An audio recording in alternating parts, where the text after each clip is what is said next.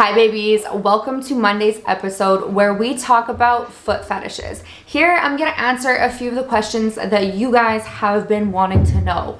One of them being, why feet? Another one I'm gonna break down is the difference between fetish and kink, because I feel like those two words cross paths a lot of the time and they're actually pretty different. And to finish off the video, I'm gonna tell you different ways that you can bring feet into the bedroom if it's for you. And if you are new here, please do not forget to subscribe to my channel and give this video a thumbs up, because every single Monday is when I drop the new video and you will get the notifications if you're subscribed. So yeah, you know, do so. So to get things started, we are going to break down the difference between fetish and kink. So with fetishes, they tend to be a little bit more specific. Now, specific to what arouses you or what makes you feel sexual. For example, you have feet like we have in this video here and what we're going to talk about. So what better way or what better example to use than feet itself? So when you have a fetish with feet, that means you might not actually be able to orgasm without having feet involved in some way. Now, kink is similar, but also not the same. With kinks, the person doesn't necessarily depend on it for orgasm. In fact, it tends to be the person derives more sexual arousal or more pleasure from an untraditional source of sexuality or sexual activities. So you might enjoy feet, but you don't necessarily need it to orgasm. So I just want to get this out of the way and say a foot fetish or a foot kink is not a disorder. It's not wrong. If that is what you enjoy, then that's what you enjoy and you shouldn't be shamed for it, as long as everything is 100% consensual. So what are some of the things that people like about feet? Well, for starters, I'm sure you all heard about people buying girls or men pedicures. Now, that involves the nails, the soles, the toes, everything pampering those feet. Now, for some people, it actually reaches as far as to the ankles. But for most, they usually have their preference on what they love about the foot. Now, what do some variations of foot fetish or foot kinks do? What do they do to these feet? To start things off really simple, well, they worship feet.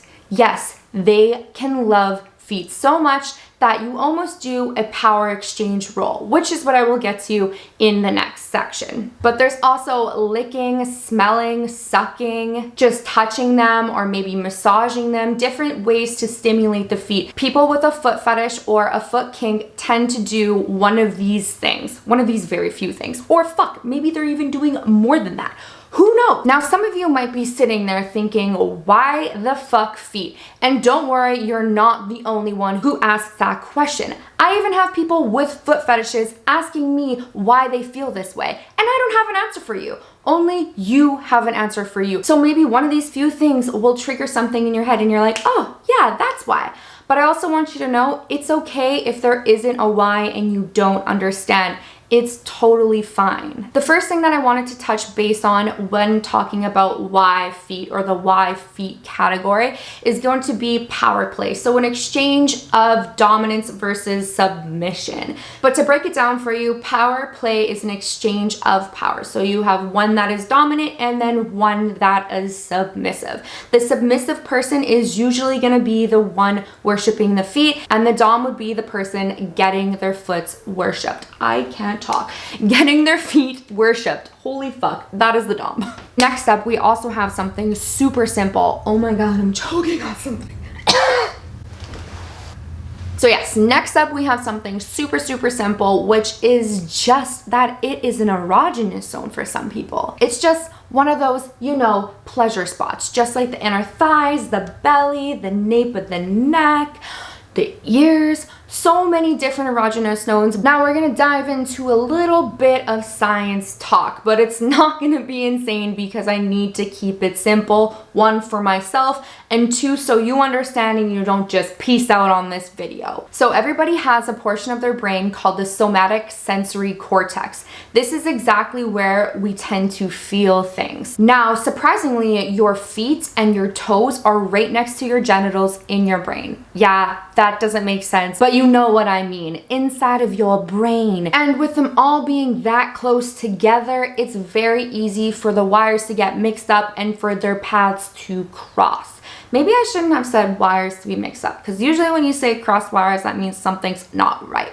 And this can be right for everybody. So I mean, like, I'm not saying it's wrong, but they can just cross paths. It's totally normal. Now, the last one that I think is extremely common and probably the most known for is the learned behaviors. So maybe you have a partner that spontaneously kind of stimulates your genitals in a way that you didn't think that they would, i.e. with their feet. And unexpectedly, that turns you on, and maybe you even have an orgasm, or maybe you have a heightened orgasm. Therefore, when you hit your orgasm, you actually just gave yourself a positive reinforcement, and boom, you're left wanting more. And there you have it. Now you have your groundwork for a foot fetish or kink. So what are some different ways that we can bring this into the bedroom if this is what interests you?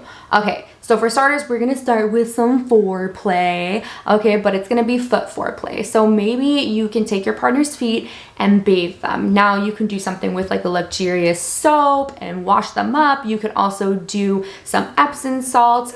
You can do some foot scrubs to stimulate the nerves in the bottoms of the feet. Plus, the massaging aspect of things will just generally increase blood flow to the area, making them a little bit more sensitive. So this one is really good for an introductory into the foreplay game of the foot world. And honestly, it's gonna feel good for the person receiving the worshipping of the feet, and then it's also gonna be amazing for the person who is performing it, because that's what they came here for, is for their foot fetish or foot kink. Another way to bring it back into the bedroom and kind of zero in on the feet are going to be playing with different textures and sensations. So for example, you can do hot compress, cold compress, you can do little ice cube play, so pretty much temperature. You can also use oils and vibrations as well as feathers, different ways to stimulate the soles of the feet. Remember when I said the soles are like another erogenous zone? So really think about that as you are going through these motions. You would treat them the exact same as if you were touching the neck or kissing the neck, the inner thighs, or the belly. Any of those erogenous zones, you want to treat the feet the exact same way. Now for some, you might want to dress them up. And I know when I say that, that sounds a little strange, but when I say dress them up, I mean maybe wear some hosiery. Maybe you really like a pair of sexy heels on that person. It can even be the toenail polish or the way that they just take care of their soles in general. Now, don't get me wrong, there's probably lots of different ways to bring feet into the bedroom, and especially if you are the person who is the one with a foot fetish or the foot kink. The best advice that I can give to you though is to always be upfront and honest to what turns you on, because chances are